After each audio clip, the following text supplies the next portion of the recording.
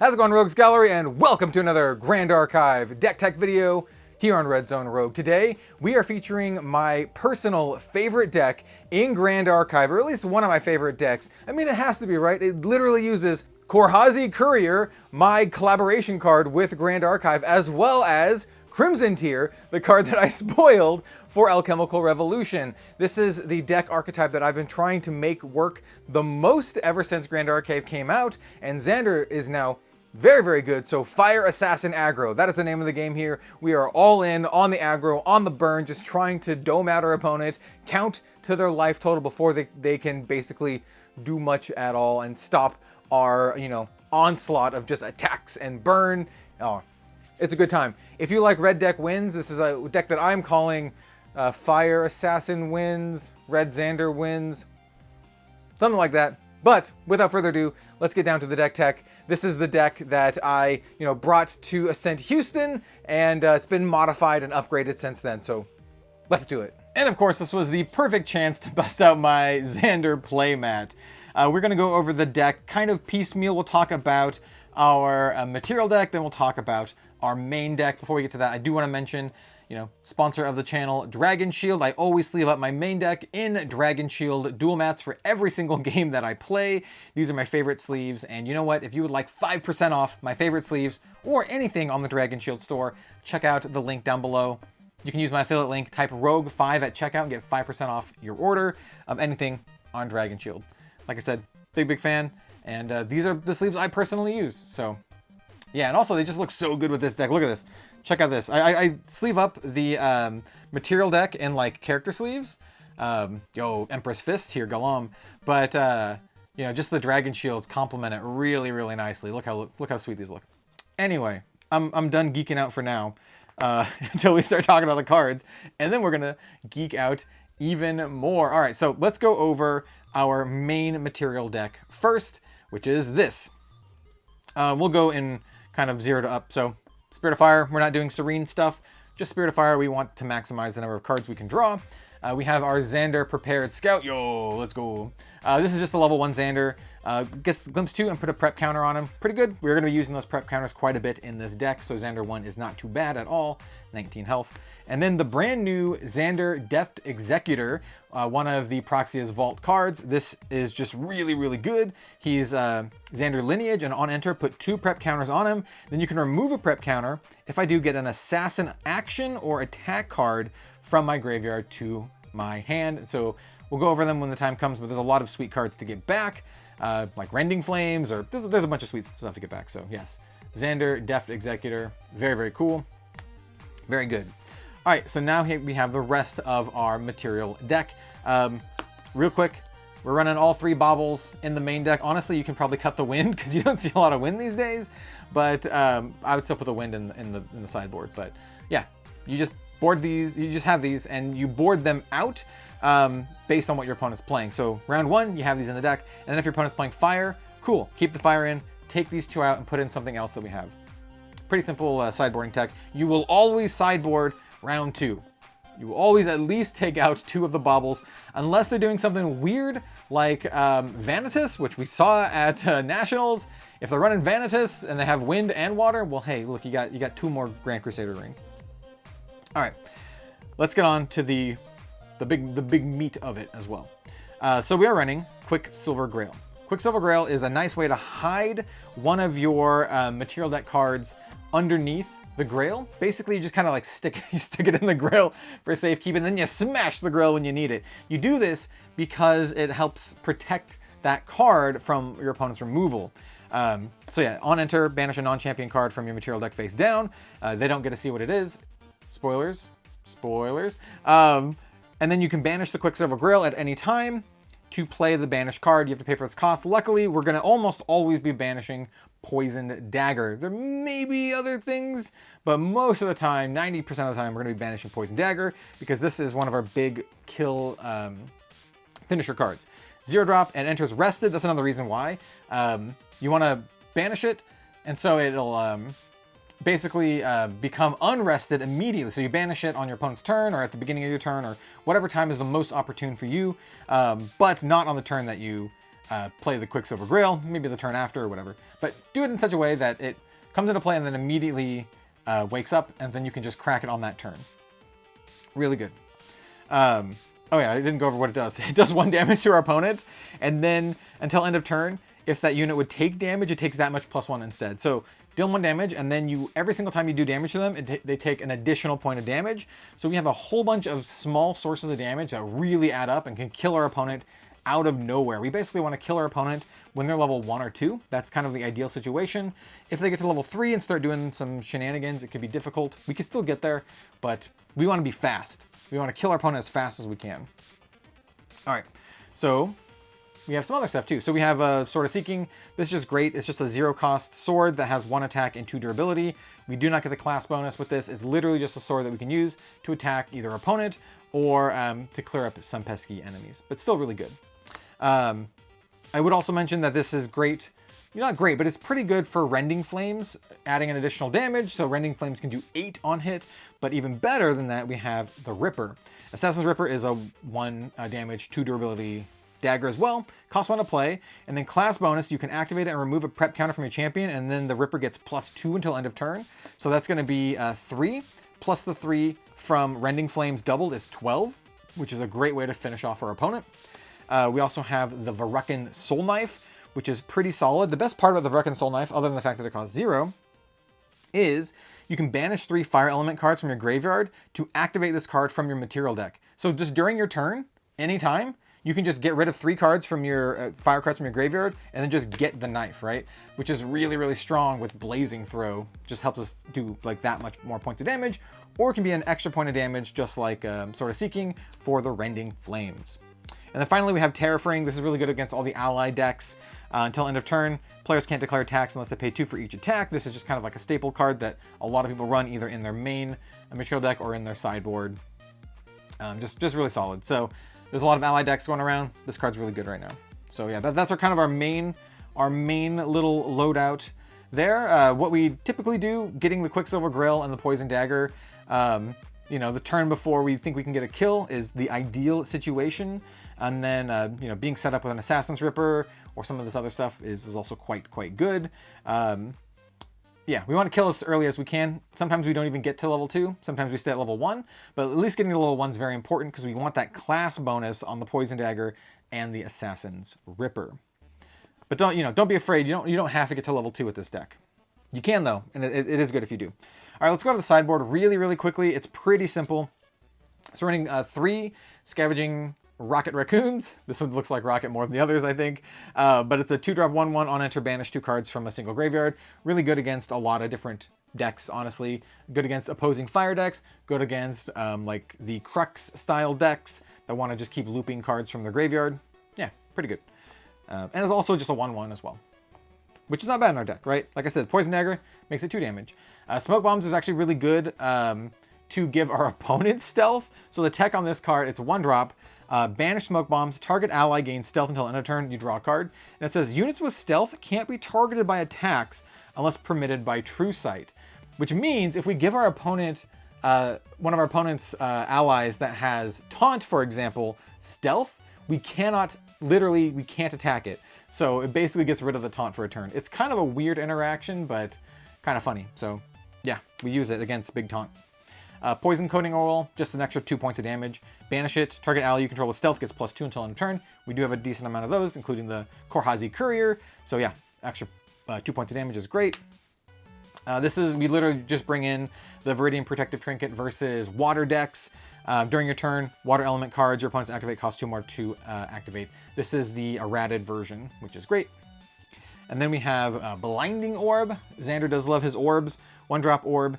Banish it. Each opponent puts 2 cards from a hand into their memory, and then you get a draw card. This is great for just, basically hampering your opponent's turn.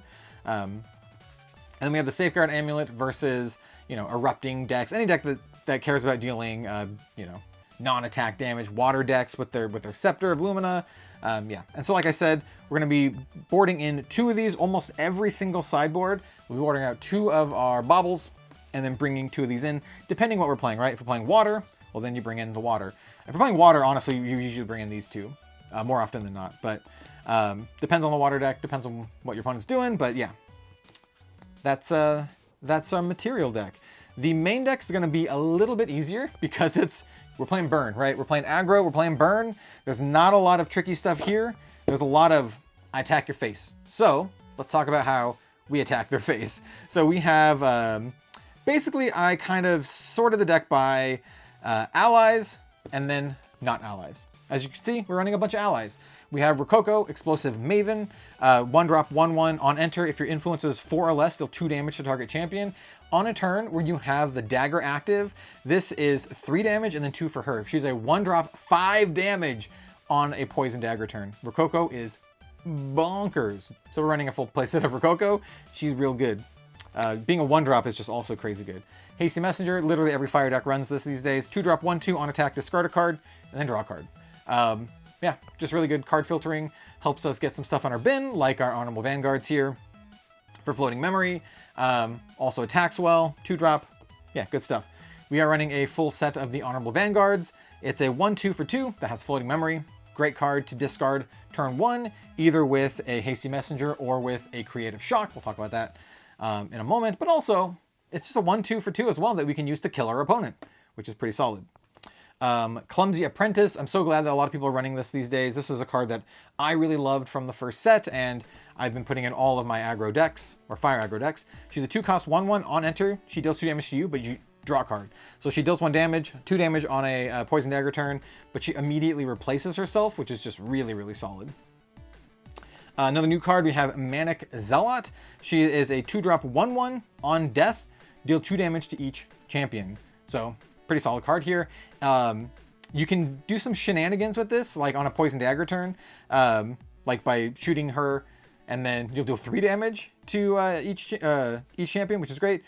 It's each champion. Make sure you don't kill yourself, but we're running 4 copies of her as well.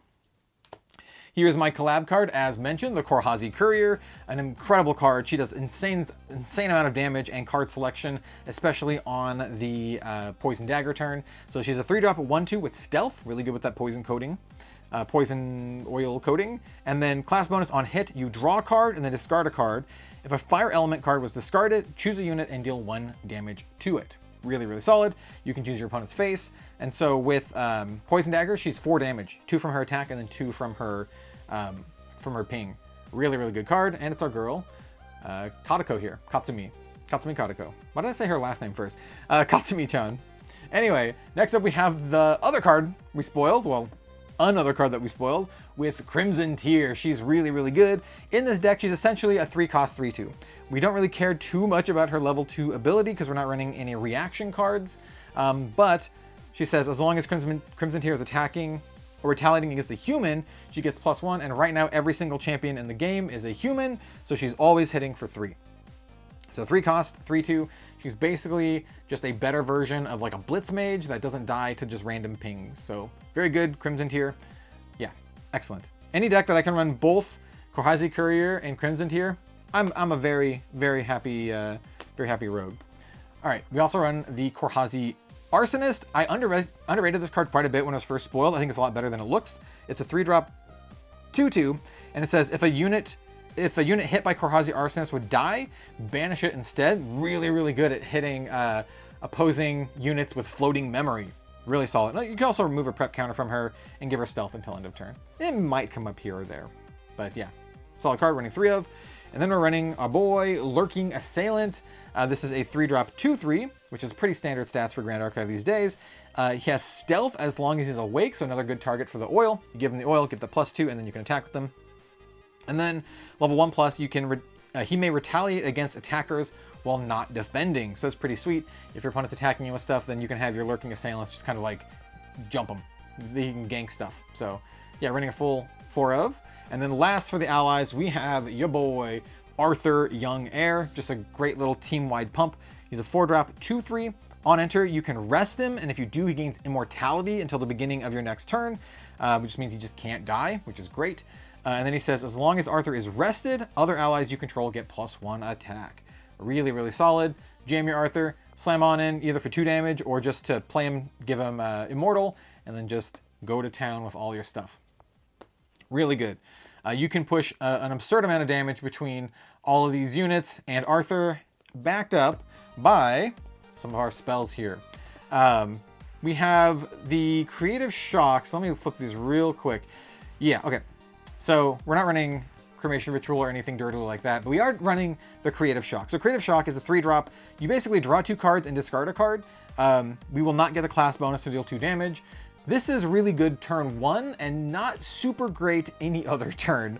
This is a card we'll be discarding a lot to Korhazi Courier. It's great turn 1 because, especially if we're going first and our opponent doesn't have a spirit at all to attack with, it's just something to play, to filter our hand, to sculpt it a little bit, maybe get some floating memory into our bin, like discarding the Honorable Vanguard. But later than that, we really don't want to be spending 3 cost to just draw 2 cards.